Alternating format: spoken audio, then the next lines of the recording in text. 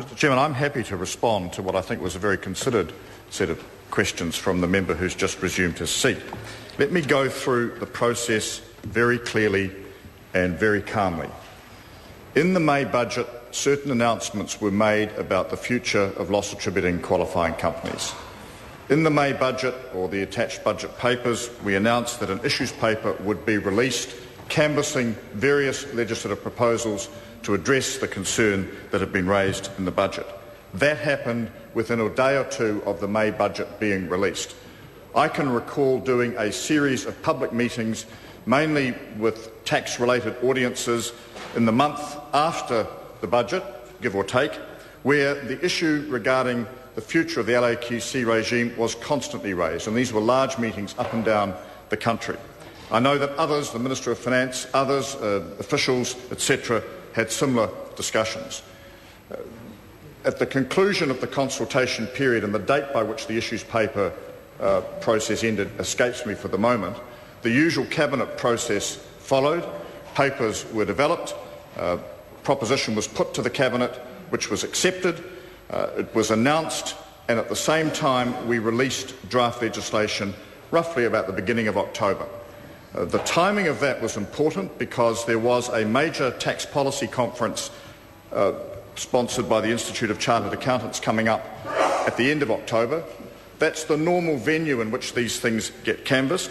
It was clearly understood by all parties that the government would pass legislation before the end of the year to implement those decisions and the draft legislation, because the implementation date for the new regime was 1 April 2011. That point was understood, and I can tell the member who's interjecting that the criticism that I have received from the tax community has not been how quick the process has been, but how slow it's been. They've wanted certainty earlier on. That's why we went through the quite deliberate steps of releasing the draft legislation. There were comments invited upon that, some were made, and essentially the SOP changes reflect the outcome of that. Now, there's one other point I want to draw to the committee's attention, Mr. Chairman. Opposition speakers, not the previous speaker, but other opposition speakers have run the line that when they were briefed by officials on Wednesday, they were unaware of the SOP's existence. I want to make two comments in respect of that. First, the SOP was released to the public, including this House, at 1 o'clock on Tuesday, some 24 hours in advance.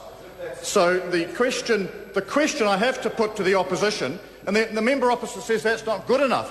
What am I supposed to do? Come to him on bended knee, proffering him the document. It's in the public arena, it's on the table of the House, and the member of the opposition, I very Freudianly nearly referred to him as the leader of the opposition, says that's not good enough. The document was in the public arena.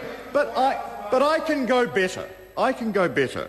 I have checked the content of the discussion that took place at the briefing meeting on the Wednesday. And I am assured that at that meeting, that the opposition now says it was unaware of the existence of an SOP, both the MPs present and officials talked about the SOP.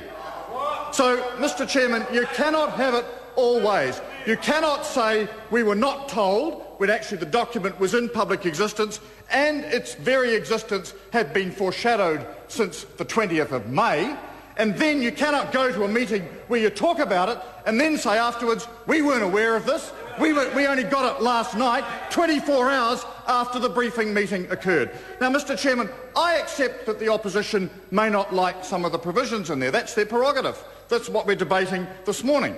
But let's debate on the basis of the facts about what happened.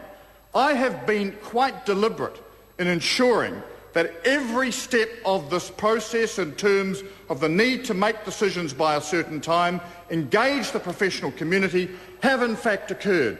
And as I say to the member, the criticism that I am subject to from the profession is that it's taken as long as it has. And that's the balance you've got to strike in these matters.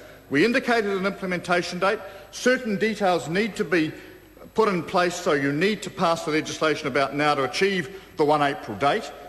We've been absolutely public all the way through, and we've had no indication until this morning that the opposition had a different view. Point of order, the Honourable. This is a serious point of order, Mr Speaker, and I would have expected not to have to make it in regard to that, Minister.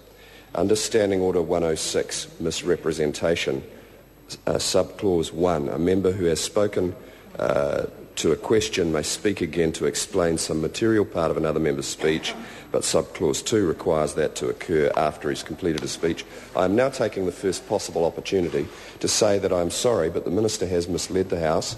I have been misrepresented, sir. No. Point of order. The member brought up a point of order earlier on, and I ruled on it at that stage, much earlier on in proceedings. The Minister had spoken. You came up, after the Minister spoke first, you brought up a point of order at that stage, and I ruled it out of order at that time. The Minister has now spoken again, and my question to you is, this is a new point related to what the Minister has just said now, and we're looking at Standing Order 106. Number, just give me time. I'm just seeing what it says.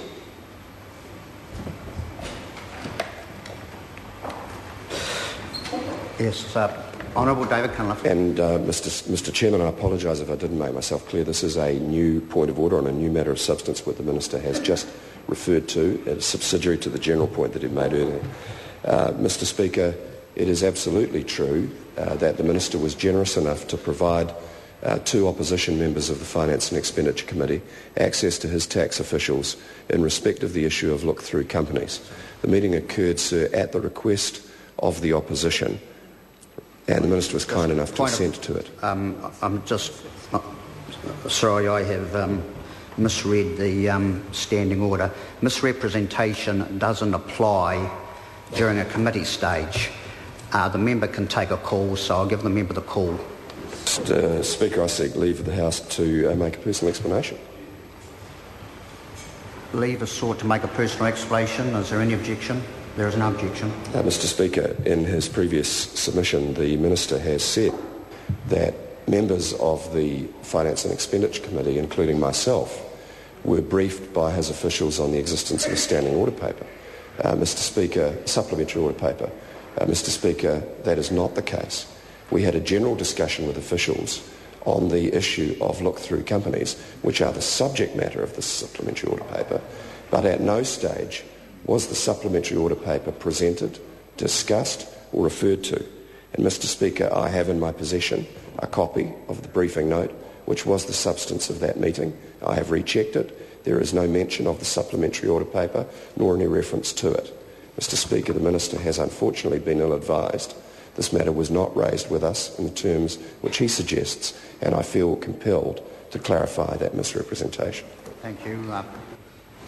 The Honourable Peter Hodgson. Mr Chairman, I thank the Minister for getting to his feet a second time and for giving the House further information and a better understanding of the issues that he faced and the process that he went through and the timing of it.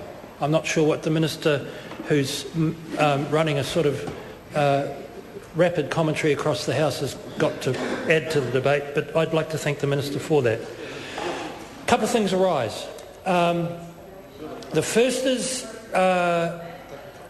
whether or not, I simply can't remember, but I recall a tax committee coming up with the need to make progress on LAQCs, and I think I remember the government saying in the budget that they were not going to make such progress, and I wonder whether or not what's happened, and it would be no big deal if it did, I wonder whether or not what's happened is that the meetings that the Minister attended in the month immediately after the budget was where he was convinced, or he and his officials perhaps were convinced, that revisiting LAQCs was not a bad idea. So any comment the Minister might want to make on policy as opposed to process, and if he doesn't want to make any comment, that's fine.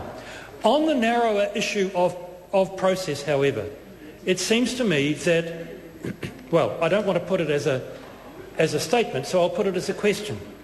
Was the relevant select committee appraised of the fact, when it was looking at the substantive at the primary legislation.